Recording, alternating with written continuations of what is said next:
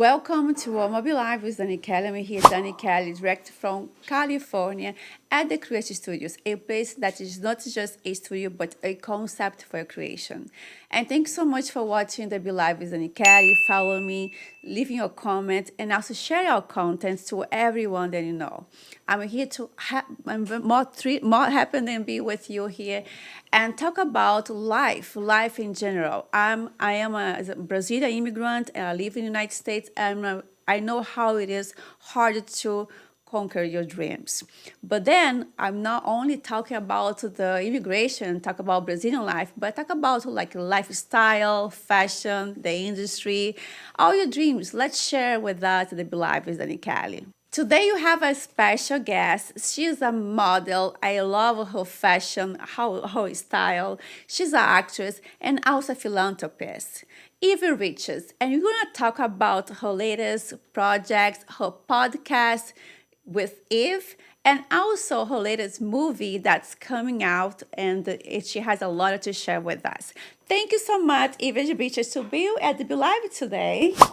Thank you, Dani, for having me. It's an honor to be here with you today. Oh, thank you. I met you a few months ago, and then I'm learning about your story. How hard you conquer all your dreams. Tell us a little bit about your background. Wow. Where do I start? There's a lot to start, but I think that I'm like anyone else. I was born in London, went to college in Boston. I was very fortunate to have both parents who are both lawyers, instilled the work ethic in me to work hard, pursue your dreams. After college, moved to New York City. I wanted to get into the advertising world, and then I moved to LA because I did some theater while I was in high school. And I'm here in LA and enjoying my life and trying to work hard like anyone else. That's amazing. That's amazing for sharing that. And like as being a woman, human, and then being also in the industry is really hard, because it takes time, to get through the bubble. And there is a big bubble, but once you get to the bubble, you feel like like potential in that you have a chance to show your work. Tell us when you first start an industry in Hollywood You mean when as a being actress? Yeah. I started when I was in high school, right? I was taking theater in high school, but I think like a lot of people who want to get into the industry, you start off doing student films, a lot of shorts. I started when the world did not even know my name. So I started a while back. But in terms of getting visibility, I started getting visibility in the last 5 years. Oh, amazing. And so when was your first role? Like when you like, okay, now I'm starting my first role, my first work. I was doing theater in high school, right? But then out of college, I worked for corporate America. I worked for a company called American Express. Yeah. But in terms of my first role, I lived in San Francisco and I was acting in San Francisco. So I transitioned from San Francisco to LA in 2019, about 6 years ago. Amazing, amazing. And how do you feel after you transition from San Francisco to LA, Hollywood? Because I see you in Hollywood and I see you amazing red carpets, beautiful dresses, and you have such a style. I really love it. Thank you. So how do you feel once you step in the Hollywood, now the scene? How do you feel the approach? Like how you break that? You have like this concept, like how I'm gonna make my image to overcome the challenges. Yeah, that's a good question. First of all, I think like with any industry, for someone who's getting into the industry, it's so important to understand what's your story, what's your brand. You really have to know what do you want people to know about you. There's one thing to become an actress, there's one thing to become an actor, but you need to have a story. And so I look at my story as in terms of my brand is based on resilience, right? Because I've shared it. I'm very transparent with some of the difficulties I experienced losing a parent. It can be one of the most difficult things a person goes through. After losing my dad, I literally wanted to sort of build my brand on resilience because I went through a very difficult time. And in terms of how I was able to navigate the industry, it's a very difficult industry, but you also need to be able to connect with the right folks. I think it's so critical to attend a lot of industry events. You take acting classes and then the connection. And also, a lot of people would say, when you're starting out, you don't need a PR. I have a publicist who's here today, Yeah. Roger Neal. That also helps for anyone who's new. Hire a publicist. People would say, but if you have nothing to promote, why do you need to hire someone? Hiring a publicist helps you, gets you into the red carpets. So I had a strategy in terms of how I wanted to market myself. Exactly. Acting, there's two things about acting. It's in front of the camera, but you also need to know how to market yourself. Exactly. I agree with you. And you have to have a strategy. That's because everybody can act. Yes. Everybody can work, but how can you promote yourself and become a brand? That's very important. In today's world, everybody is looking to become a brand because you see that with the social media, it is really powerful. And it is a great platform to promote yourself, your work, and also your vision. Right? And tell me so about that. Talk about the podcast with Eve. Like, tell me why you come with a vision to have a podcast. I know that you have this mission, the philanthropist mission, but also what made you like, okay, I want to have a podcast to talk about the industry. Wow. I never knew I was going to have a podcast because, again, I'm like, oh, I have a voice, but I never wanted to use my voice to do a Yeah. podcast. So in 2023, I lost my dad unexpectedly, which I've spoken about Yes. so many times because I wanted to honor my father. I didn't get a chance to see my dad before he passed away. I'm so sorry. And thank you. And I was grieving, but I didn't know how to grieve and how to honor my dad, his legacy. And I felt like my dad had a message. He had a mission. I wanted to share my dad's story. So I had different ideas. I spoke to a friend of mine initially at the time called Mary. I was like, Mary, let's start a podcast together. She's an actress. Okay. And then I spoke to a friend of mine, Melissa. Melissa is actually the person who introduced me to Roger. And Melissa connected me with Roger. I had lunch with Roger and I said, hey, I said to Roger, I want to start a podcast. I wanted to honor my dad. So the initial vision of the podcast was to honor my dad, to, just learn from different people in the industry. But that morphed from just the small vision into Yes. something bigger, right? I totally understand. Yeah, Yes. so it went from this very small thing to this bigger platform where folks from around the Amazing. world are reaching out and they're like, you know what? I listened to this story. Like you were on the podcast, Yes. and your story was just fantastic. And I'm thank looking for you. folks. Thank you. Yes, I'm looking forward to folks watching that episode Oh, with thank you. you. So that's the vision of the podcast: Yes. is to inspire. For anyone out there who wants to do something new, it's like a beacon of hope. It is. Listening to someone else's story, like your story and how you came here and all the good work you're doing, Thank I think you. would be inspirational to folks all over the world. Oh, thank you, Eve. Thank you. This is very touching my heart, and I do believe like a podcast is an amazing platform for everyone. When people tells me, oh, everybody has a podcast now, and I say no. It's unique. A podcast is a unique place. You can tell your story the way you want us to tell the word. And then depends who it is behind the mic. Your creation, your creativity, how you're going to create your content. That's what is going to make people fascinated by you, You're so your right. story. Of course, so many people have podcasts, but everyone has a totally different story. Everyone has a totally different brand. Everyone loves to listen to different voices. Yes. And for someone in the entertainment industry, whatever avenue you are in, I think it's so critical to be able to have a platform that reaches millions of viewers around the world.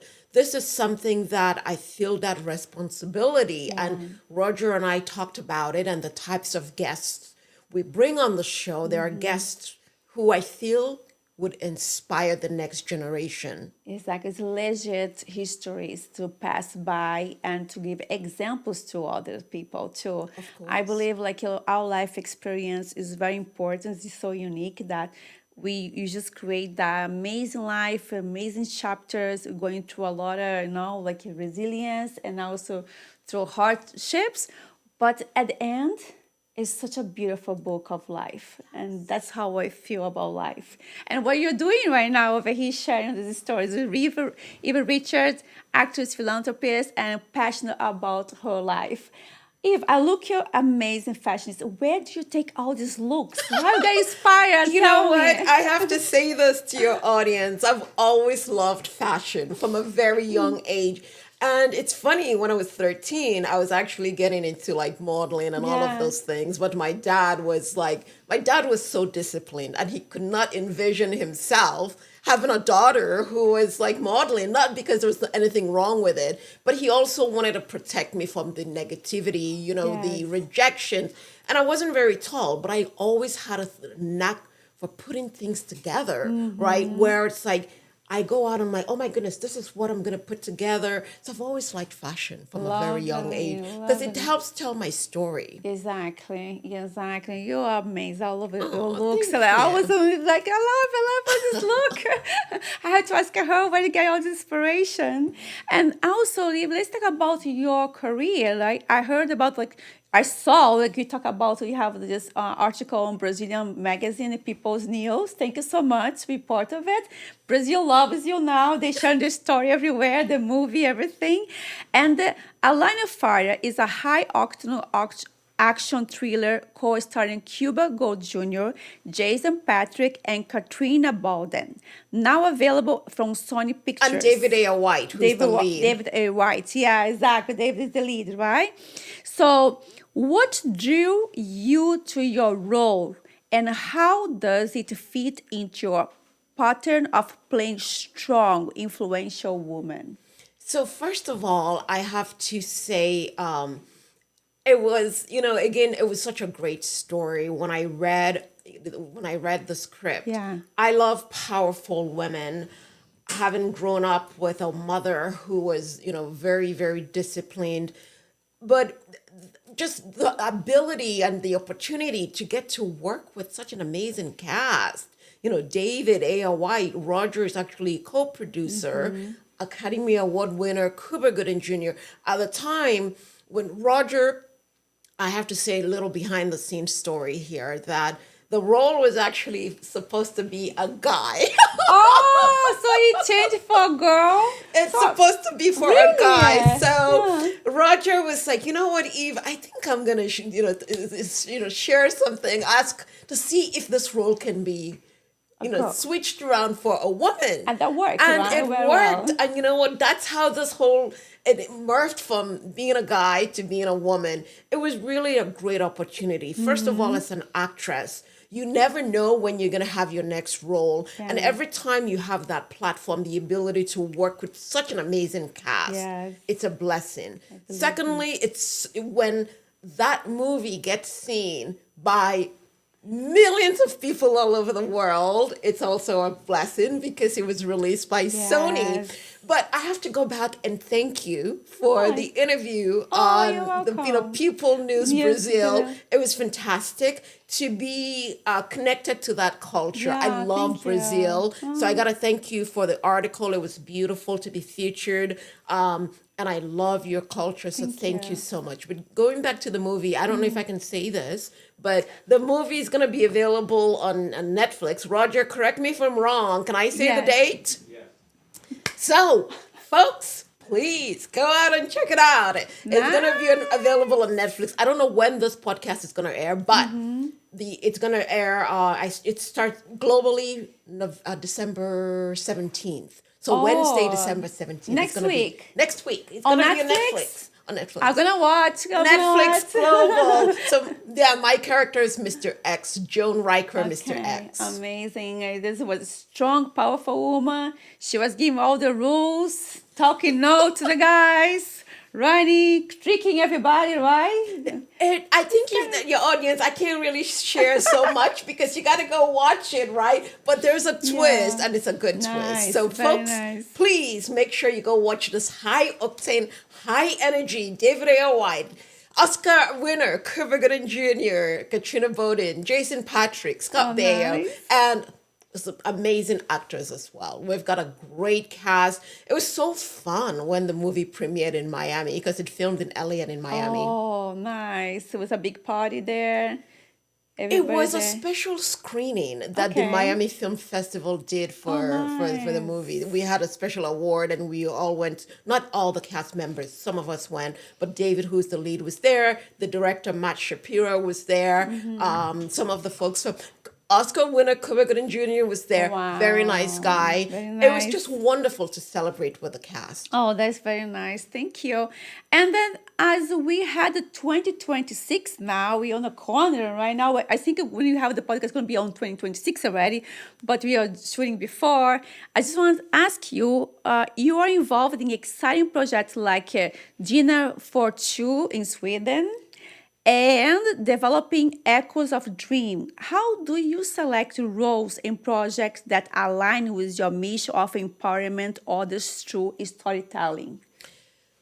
So in acting, I think, as I mentioned earlier, you just Yeah. never know what role is going to come your way. But every time you have an opportunity to tell a story, to bring a character to life, it's a blessing. And I got to add, I've got Straight Shot, which comes out in 2026. And I play an amazing character, Misty. And Misty is always dressed in pink. Oh, So I got I to put it out there. love My character is phenomenal. It's an Okay. amazing action thriller starring David A. White as the lead.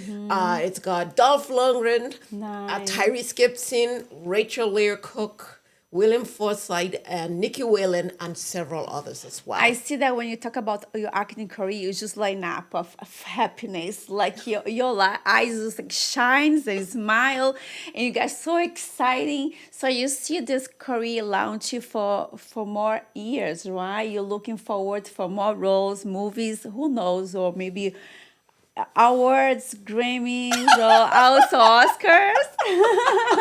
I'm gonna laugh. I mean, I think the sky's the limit. I'm just Yes. blessed when I have a good role. I'm looking forward to 2026 coming out with quite a few new projects that I can't really talk about until 2026. But I think the most important one that's coming out is Straight Shot in 2026. And it's such a fun. We shot in South Carolina for about a month over the summer. And it's a great one. And I'm really Okay. looking forward to folks getting to see my Oh, character. excited. I want to see that one. That makes me very I mean, curious. Think too. about pink. And Pink, all all pink. pink. And a lot of makeup. Because you are such a Barbie. Oh, thank I see you as you. a Barbie, beautiful Barbie. She's a beautiful Barbie. Oh, you're too I you're too love kind. it. Like I you, love you're it. too I love kind. it. So now I have this fast Q&A to go have fun a little bit. It's like Okay. so relaxed right Love now. it. Lovely. So here, your favorite role you have played so far and why? That's a tough one. So it would have to be there are two. Misty, because Misty was pretty much like basically my life, but acting it differently. Misty was she's very strategic. Think about a woman who works in a company and there's a lot of chaos. She's the one person who stays very calm. She's sitting there having champagne when there's And watching chaos. chaos, and just right? and it's like it's a little bit annoying. You see think it. about so much chaos going on, but she Yeah. just sits there as though nothing exists, but she's in her bubble. So I Amazing. love that. How often do you get to play a character No, like that? don't. And then there's a role that I did 2 years ago, just before my dad died. I played this woman, Rose, and Rose was a CEO. And I was really compelled to that story as a CEO. It was about a woman who's a CEO and she was having problems with her son and the son's girlfriend who worked at the company. And so there was this power dynamic. I So see. I like that role. So those were the two. That's nice. Thank you for sharing that with us. And also, go to fashion tip for feeling empowerment on the red carpet or in the everyday life. So, red carpet or everyday life? What's your fashion tips? My fashion tip, the first thing I always tell folks is fashion is not so much about how much you spend, right? You really have to know the colors. Colors are so important. I see. Knowing the right colors to wear, because I could wear a $20 outfit and I make that outfit look $1,000,000. So accessorize, because you can think about fashion that you could take from daytime to nighttime. I could wear a simple black dress during the day. At nighttime, you could dress it up wearing pearls, wearing jewelry, and it elevates the look. So it's less about the cost and more about accessorizing with the right accessories to make it, to elevate the look. And then secondly, for daytime to me is, I think one of the things I always advise folks is jeans, a good pair of jeans, a good pair of sunglasses, a nice handbag. And because wear clothes that you could sort of reuse, like a nice blazer, but then you could wear a t-shirt. I'm someone who mixes my things up. That's amazing. Thanks for the tip too. And the third one, if you could travel anywhere right now for inspiration, where would it be? I love traveling, and I used to, because I lived in New Zealand, but one place that I've never been to Bora Bora, but I've always been fascinated because I love Bora Bora. The water Yes. and then, oh, it's amazing. It's a dream. It's a dream. I've been to Fiji. Oh, how you liked Fiji? Fiji is beautiful. I love Fiji, and I used to go to Fiji every year. But Bora Bora is the one place I would pick up my bags and go right now. For inspiration. One acting warm-up or ritual you swear by before filming, like any ritual warm up you do before you go to the scene? Everything, like what I usually do before a big scene, I exercise a lot. And I say this all the time when I do interviews. I do a lot of exercising before I go anywhere, that especially with acting, and I do breathing exercises as well. And I meditate to keep me calm, because I focus on things that keep me mentally zen. But exercise is the one thing that I do to keep me mentally zen and focused. And I think in that quiet space where I can just be like, Yeah, no, that's just very important. Even because you're on this fast-paced industry, everything's go in and out, and we get all these sensations, emotions sometimes, and sometimes like we are good, not good. So meditation is also my medicine, is center myself, and it works very well. But besides meditate, we have coffee or tea. What do you like to have? If I have a long podcast recording, coffee or tea, or maybe water. Water. Water? Definitely water. I stay hydrated. That's the one thing that I do. People call me boring because I go out and I don't drink, not because there's anything wrong with me. I tried drinking and it just doesn't work for me. It makes me very tired and it makes me sleepy, and I didn't like the feeling. I'm always drinking water to stay hydrated. That's great. It's good for the skin. It's good for the skin. That's what is the best medicine. What they yes. say, the best medicine. And how about, I know you're a blogger, you talk about traveling, fashion, but tell me about one memory that you wrote and you never go away for your mind. Travel, some kind of event you did that really marked your life.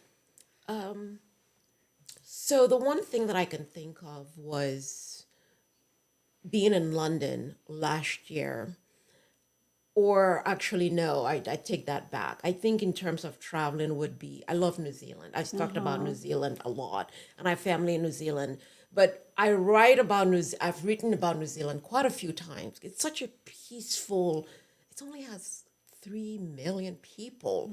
So it's like when you leave and go that far and you're in New Zealand, the people are so welcoming. And I just felt so appreciated being in this different part of the world, a different continent. And it just I felt at home. And so when I travel, I like traveling to places that make me feel at home.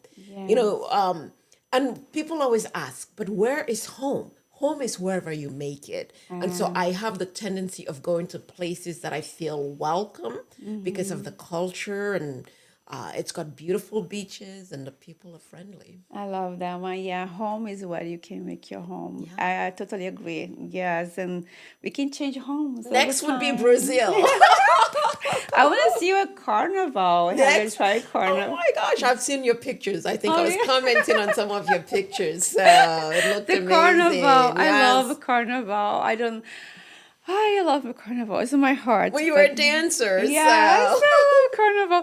And tell me, do you have any funny scene during you doing the line of fire, surviving the cartel? Do you have any funny scene in the story you can share with us during the time? Because I know Cuba Jr. is very funny guy, right?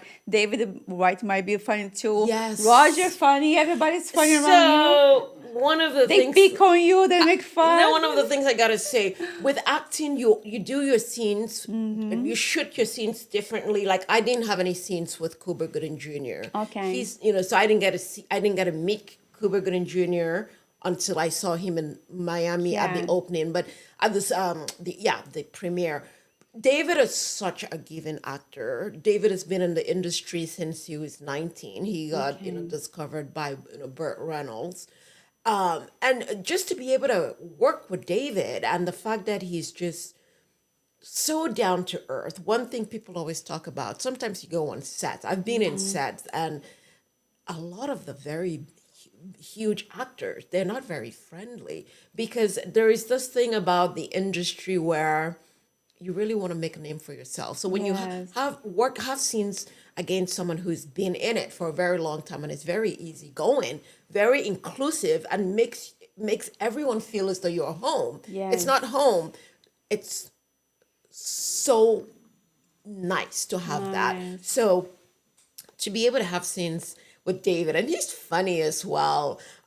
He's just funny when he was cracking up a lot. It just made it fun to Okay. collaborate with someone who's just Someone to give and to share. yeah, right? because having scenes with someone, you just never know what it would be like, right? And then I got to work with him in South Carolina. It was even better because it's like I'd already established that working rapport. So it was easier that I knew what to expect. And so it was fun. Thank you so much for the insights. I love that.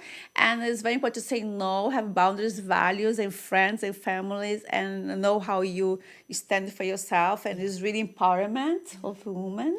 Thank you. And you are wrapping up with our podcast, Be Live with Dani Ke'lly. Thank you so much for listening and be with our conversations. Eve Richards, the philanthropist, actress, fashionista. I love her.